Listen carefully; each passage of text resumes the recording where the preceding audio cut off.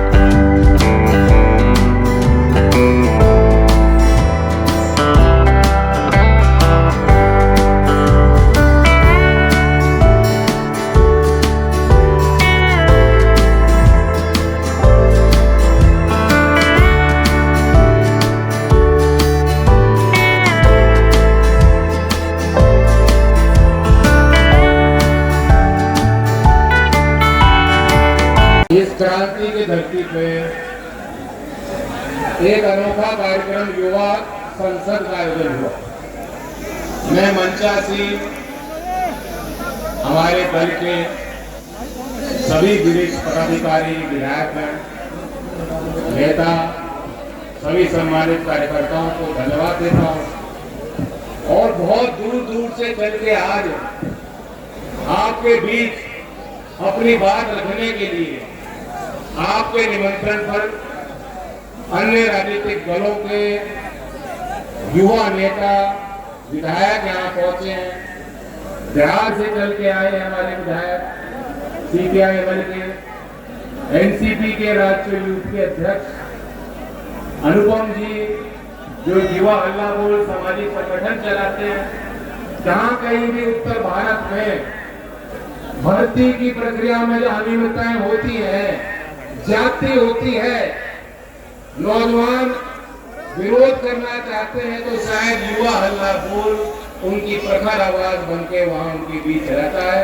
उस संगठन के राष्ट्रीय अध्यक्ष अनुपम जी आए, मैं उनको भी धन्यवाद देता हूँ। और रागिनी जी, आज के इस कार्यक्रम के माध्यम से मेरठ के हमारे नौजवानों को एहसास हुआ होगा कि चौधरी चरण सिंह जी को मानने वाले लोग और चौधरी अजीत सिंह जी की इज्जत करने वाले लोग पूरे देश में मिल जाएंगे। बिहार राज्य का एक विशेष स्थान देश में है। हम ये मानते हैं उत्तर प्रदेश के लोग, शुरुआत बिहार से, और बिहार के सदन के विधायक उन्होंने यहाँ ओजस्वी भाषण दिया, विचार रखे। तेजस्वी यादव जी के अध्यक्ष यहाँ मौजूद हैं। हमने आपने देखा, वे तस्वीरें अभी भी मुझे याद है पिछले विधानसभा चुनाव में किस तरह से भाग भाग के रोजगार को एक मुद्दा, राजनीतिक मुद्दा बना करके एक सभा से भाग के आते थे, भाग के जाते थे, हेलीकॉप्टर से दूसरी सभा में जाके प्रचार करते थे। माननीय तेजस्वी यादव ने ये साबित किया कि आज देश का नौजवान और कुछ नहीं चाहता। वे अपने भविष्य को अपने कंधों के बल, अपने मेहनत के बल अच्छा बनाना चाहता है, संवारना चाहता है और नौकरी देने वाले लोगों को आगे बढ़ाएगा। वे उसके सम्मान की बात करने वाले नेताओं को आगे बढ़ाएगा, वो उसके भागीदारी दिलाने वाले नेताओं को आगे बढ़ाएगा। तो बिहार में वो करके दिखाया और आने वाले 2024 में भी हमें उम्मीदें हैं। जो इंडिया घटक दल का एक प्रयास है, बिहार में एक एक्सपेरिमेंट जो महागठबंधन के माध्यम से हुआ, राजनीतिक विश्लेषण करने वाले लोग ये जानते हैं कि यदि बिहार में महागठबंधन नहीं बनाया होता तो आज शायद देश में इंडिया के अलग अलग कोने से अलग अलग राजनीतिक पार्टियों को एक सूत्र में बांधने का प्रयास आज नहीं हुआ। इस प्रयास को आगे बढ़ाना है तो मेरठ की जनता की इसमें बड़ी भूमिका होगी। तो लगाते नहीं, क्रीम कभी लगाई नहीं मैंने, और बात मैंने भी खुद ही जानते हैं कौन भाषण लिखेगा मेरे लिए, कोई जरूरत नहीं। कार्यकर्ता आप जैसे हैं हमारे साथ, सिक्योरिटी की मुझे जरूरत नहीं पड़ी आज तक। मैं जब यूपी में आता हूं तो अमित शाह जी मेरे लिए एक सिपाही भेज देते हैं, योगी जी की तरफ से एक सिपाही मुझे मिल जाता है, मैं उसे कहता हूं भाई तो छुट्टी कर। तो कोई बात नहीं, मुकाबला तो बड़े ताकतवर लोगों से है, मेकअप शेकअप वालों से, लेकिन हम लोग कर लेंगे। देश भर में आपने आंदोलन किया, लखनऊ में प्रभावी आंदोलन किया और चंद घंटों में इस सरकार को आपने मनवा लिया। जो पुलिस की भर्ती वो लाए थे, इसमें कोई उम्र की छूट नहीं दी। जब जनता आगे आई, सड़क पे आए, विपक्ष ने विरोध जताया तो उनको माननी पड़ी आपकी। अभी भी मुझे शिकायत मिलती है, लोग कहते हैं कि देखो हम तैयारी नहीं कर रहे थे तो हमें कोई विश्वास नहीं था। तो सहयोगी हमारे राजीव बालियान जी, छात्र संगठन के अध्यक्ष, और युवा छात्र पार्टी की इकाई के सभी कार्यकर्ताओं को धन्यवाद देता। पार करके जबरदस्ती जबरन बिल पार करा सकते हो। अभी आपने देखा ट्रक ड्राइवर हड़ताल पे चले गए, देश भर में लोगों का आवागमन प्रभावित हुआ, देश की अर्थव्यवस्था को भी नुकसान हुआ। क्यों हुआ? उन्होंने ये कहा कि आपने इतना कड़ा कानून बना दिया, हमें तो मालूम ही नहीं पड़ा, और कल को जो भीड़ के आगे, भीड़ तंत्र के आगे हमें मारा जाएगा तो कौन हमारा बचाव करेगा? उनकी बातों में भी दम है।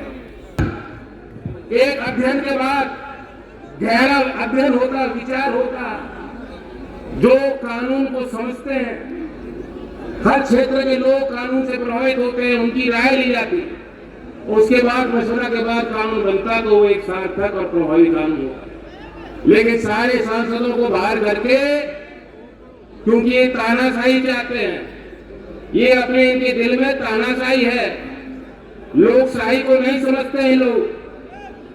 लोकशाही में जनता की आवाज यूं दबाने वाली सरकारें हमने कभी देश में नहीं देखी। जब 150 सांसदों को बाहर करके कानून बनाओगे और इस तरह से जबरन उनको लागू कराओगे तो इस तरह का विरोध भी होगा। और संसद में सकारात्मक चर्चा नहीं हो पा रही।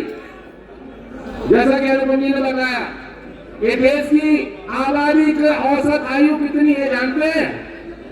उन्होंने तो 27-28 साल बोली, 27 और 28 साल की बात उन्होंने कही, लेकिन जो आंकड़े हैं जो मैंने पढ़ा वो 29 साल।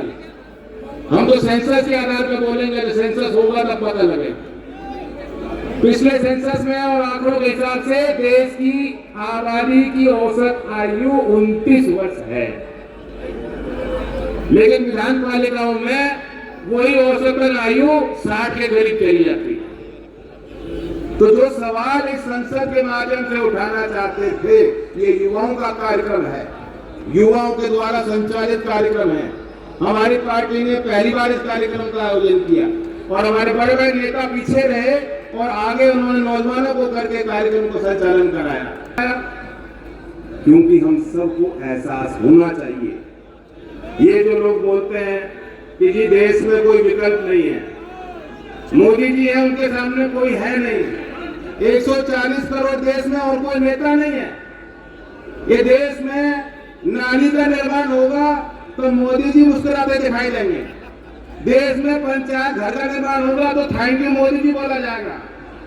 आप टीका लगाओ यहाँ और सर्टिफिकेट दिया जाएगा, उसमें भी उनकी तस्वीर लगाई जाएगी। यहाँ तक कि जो पहले भी अनाज वितरण की योजनाएं थी, अनाज वितरण के गरीबों के लिए राशन की व्यवस्था पहले भी तो थी। पहली बार है कि उस बोरी पे भी जो प्रधानमंत्री की तस्वीर लगाई। युवा संसद के माध्यम से राष्ट्रीय लोकदल ने पश्चिमी उत्तर प्रदेश की मेरठ क्रांति तरह से चुनाव का बिगुल बजा दिया है। इस युवा संसद में भाग लेने के लिए मेरठ जनपद के अलावा आसपास के जनपदों से भी लोग भाग लेने के लिए आए हैं। इसके अलावा गठबंधन में शामिल विभिन्न राजनीतिक दलों के लोगों ने भी अपनी भागीदारी की है। कैमरामैन विवेक तोमर के साथ शाहिद मिर्जा, जनवाणी न्यूज़, मेरठ।